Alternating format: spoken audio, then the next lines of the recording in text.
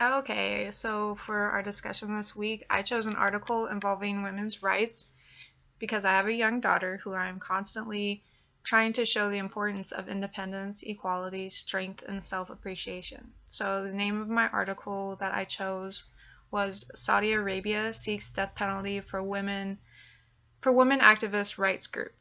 So in Saudi Arabia, women have few, if any, rights. Saudi Arabia is predominantly Muslim and is ruled by an absolute monarchy. Because of this type of strict government reign, activism and protest are strictly forbidden and incur harsh punishment. As gender equality and acceptance, as well as political correctness and sensitivity, are growing in importance in the United States, the suppression of women remains the norm in these types of countries. The prosecutors of this country are currently seeking the death penalty in a case against 5 human rights activists. Among these is Isra. I'm not even going to try to pronounce the last name because I'll really do poorly. You'll butcher it. Yeah, I'll butcher it, which is not a funny pun. Who could become the first woman to receive the death penalty in a case related to actions seeking human rights. These accusations and the desire to inflict the most severe penalty, the death penalty, is said to be particularly upsetting because Isra did not commit a violent crime or damaging act of any sort. While this case is receiving a great deal of attention because of the pursued death penalty, other activists, including clerics and scholars, have been detained over the course of the last year. These, however, have been settled for unknown financial amounts. One of the most notable of these cases was that for the right of women to drive. Isra, considered to be one of the most prominent Shiite Muslim activists, along with her husband, were arrested in 2015. Shiites have complained that the Sunni government has withheld work and educational opportunities and have also restricted their religious ceremonies. Concern is on the rise based on the fact that Saudi Arabia has, in the past, executed Shiite activists under what were thought to be politically motivated reasons.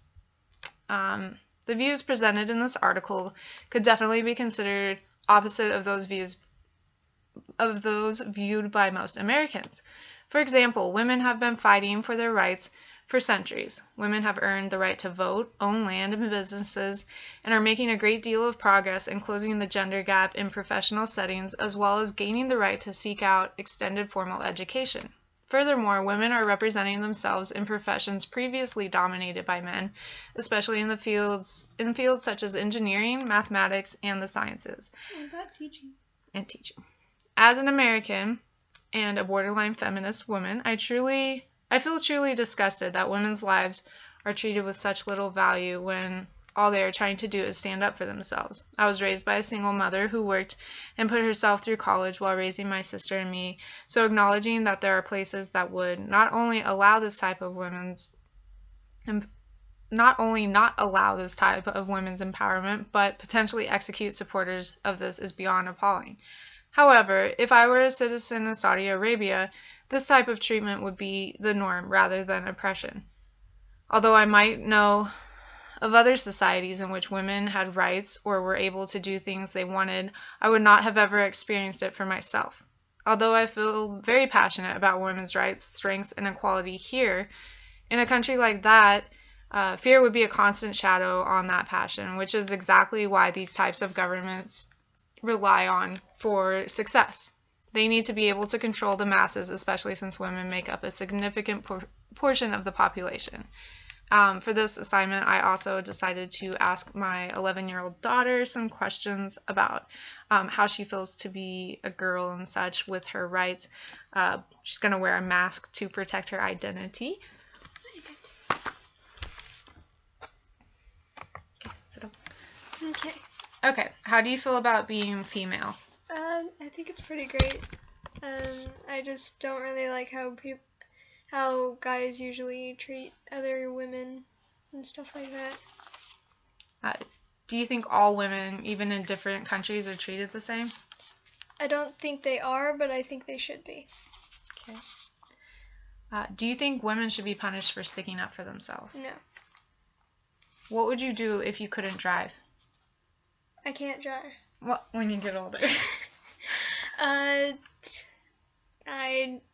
just drive even though I'm not supposed to because I kind of need to get to work.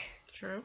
What if you couldn't vote? Like, what if Trump was running for president again or something and you couldn't vote to say no? Would you be upset? Yes. Would you try to do something about it? Mhm. Okay. Protesting. Yeah. What would you do if you couldn't even show your face in public? Would that upset you? Or would you be okay with it? I'd be kind of okay with it because I don't really care. Because you're an introvert? Yeah. Okay. What if you couldn't go to college or do your artwork or anything like that? Oh, heck. I'd be pretty miserable. Miserable. Yeah. If you knew a woman that didn't have these rights, what would you say to her? I would say I A, feel bad for her, and B, I think we should stand up for her rights. Okay. And what do you think should be done to make sure women are treated fairly? Protesting in a safe way and just talking about it to men and other women that aren't treated the same. Very good. Thank you. Yay!